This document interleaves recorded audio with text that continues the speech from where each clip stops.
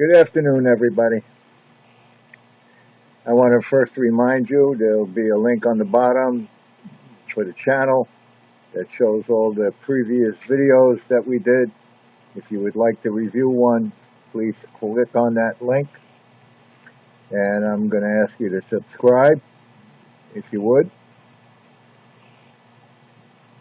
But going forward, CC Loft asked a question pertaining to what I do every day and what I did years ago, really, when I was flying the birds. And it's a very good question. When I flew in New York,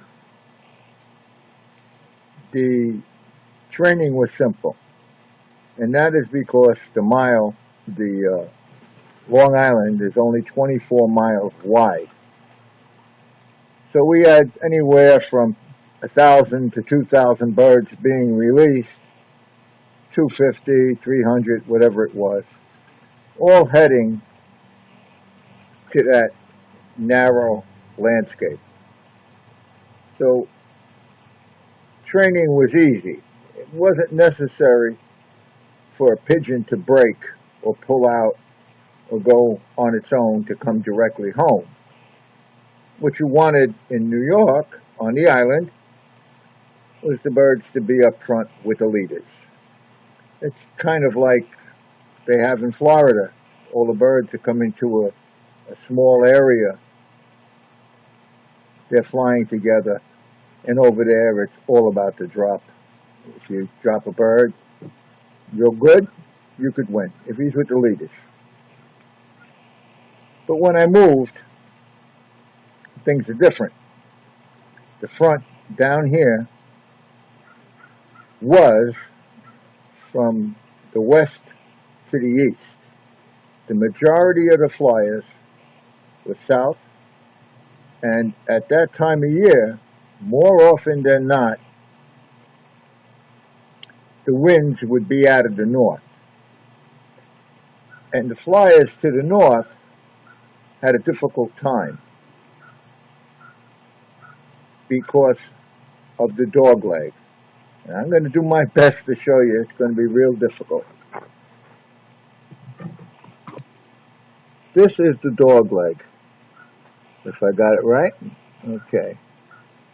This would be the release points over here. And this would be the way the majority of the birds wanted to fly.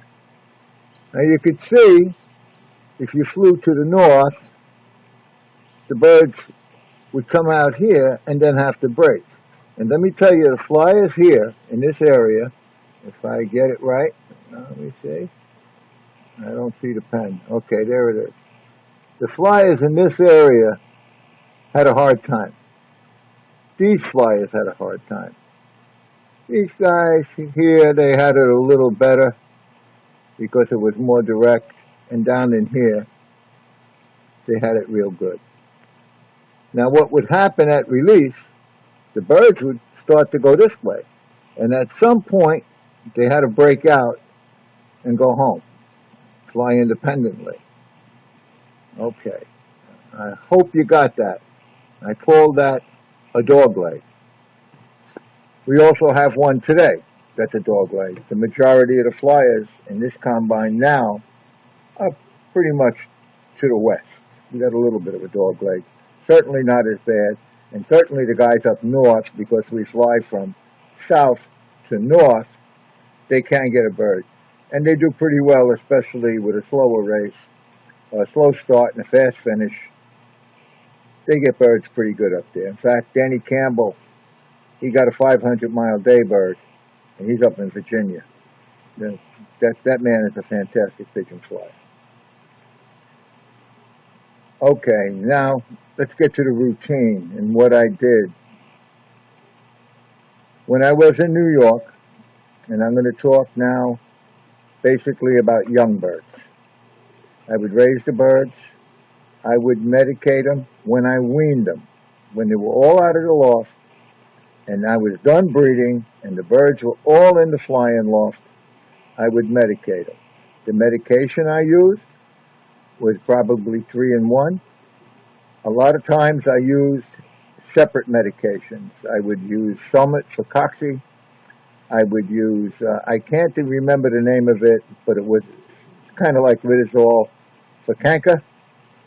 And I used Pipazane for worms, which turned out to be a bit of a mistake, but we'll talk about that later. But today there are different medications. You got moxidectin, you got a lot of things. All in one is what I would use today. If I were flying young birds and I had them all weaned, I would put them on all in one for a week, at least a week, 6 days normally. I like to go the extra day. As far as the routine would be, once they were medicated and the birds were trap trained, I would hand feed the birds. I was whistling all the time. Now, going back to New York when I was flying my young birds, they would fly for 2 and 3 hours. But I can call them out of the sky with a whistle. They would come right down. They knew it was time to eat. So I hand-fed the birds every day. The birds would go out. I'd clean the loft, change the water. Everything was set. When the birds came down, I called them in. And God help one that didn't come in. He did not eat. That was the basic routine. Training, when I got closer to the races, my training was I worked at the airport. I knew the birds weren't going to have to break. All they had to do was be in front. So I trained them from the airport, 35 miles, good training in that situation. Now let's come down here back to North Carolina, where we got that dog leg. There's a flyer down here by the name of Darrell Glover. What a pigeon flyer. What a good pigeon flyer and a good guy. A hell of a nice guy. Very quiet man, but let me tell you, he's a wonderful person. Now, I couldn't put a pigeon in front of him. Not even 544. I couldn't beat him. And I said, why is this? I got such a good pigeon, and I can't beat Darrell. And then I figured out the dog leg. He had me by a minute every race. Okay, so the routine changed. That's when I started the hard training. I got 40 youngsters. I got some from Steven, some from Lou McElroy. He had some beautiful grenades. I had my hand scenes, but I had 40 youngsters. And for me, that was a lot of pigeons. I don't like a hell of a lot of pigeons. When I started to train those birds, I took them short. I took them 5 miles, even though they were flying really well. What I did was two-toss them. I went out every day and two-tossed them. They came home, they went in. I had some feed in the coop, but then I finished hand feeding them. They could eat all they want every day. But when they started to stop, I gave them a little extra handful and walked away. Within an hour, that feed was gone. So they were hungry every time I took them out. I eventually got them out, these are young birds now, to Salisbury, which is 100 miles from me. And I trained them down there. Now, we didn't fly young birds as a combine. We flew club races. And I think I won just about every one of them doing that, training them down 100 miles, two-tossing them. I two-tossed them every toss. Talk about 86,400 seconds and spending your time training them. I did. But that was the basic routine. Then old birds came. Now, as far as medication went, because you want to know about that, what I did, it was 3-in-1, which I got from Globals. I would have, on race day, a little Somnolent in the water, I don't know why. Just keep Coxie down a little bit, and the birds would come home. They would drink that for the most part. On occasion, every 6, 7 weeks or so, I did put them on 3-in-1 for a week, just to take care of anything that may have popped up that they picked up in the baskets. And at that time, we were flying on a load-on trailer. It was a load-on. It was horrible. It was a trailer that can hold 400 birds, and we were putting 800 on there, 700, 600. You used to see the steam coming out of that thing. So when you're working with a load-on trailer, you want to medicate them a little more often. When we were using that trailer, my birds were medicated on 3-in-1 every 2 or 3 weeks. You got to use a little discretion. Today we have the baskets, which you may have seen in the video. If you didn't, look at it. It's a very nice basket. The birds are not mixed together. So you're not going to pick up anything in that basket as opposed to what's in a load-on trailer, where the birds are all mixed up and the droppings are in there from the previous week or previous 3 weeks. So that was the difference, but I continued to train those birds. The yearling year, I raced those birds, going out that 100 miles as often as I could, and when I tell you, sometimes it was 4 days in a row, 2 tossing them. Darrell Glover, and I don't think he trained as hard as I did, won everything in the concourse overall. We had north and south section. I was a north flyer. I'm getting back to the dog leg. You could understand it now. Darrell flew this way, straight. My bird had to come out and break out. And if he didn't do it real quick, I wasn't going to beat Darrell or any of these guys down south, especially on a north wind. That's why I trained them hard, very hard, down here. In New York, I didn't have that problem. The following year, I won everything. But it took 2 years. It took 2 years to train those birds, to get them to become independent of that flock, to break out. A lot of them were good hens. Some of them were really good driving cocks. They broke out. I won everything. I won average speed. I won champion loft. I won everything. And I didn't have every advantage. I also flew in the I-85 combine. Now those guys, let me see if I can get this back up. Those guys, they flew up in here. They had a much harder time than I did. Sam Parsons came over to me when we went to the meeting. There was awards, and I won every combine race except the 5. And I was getting embarrassed.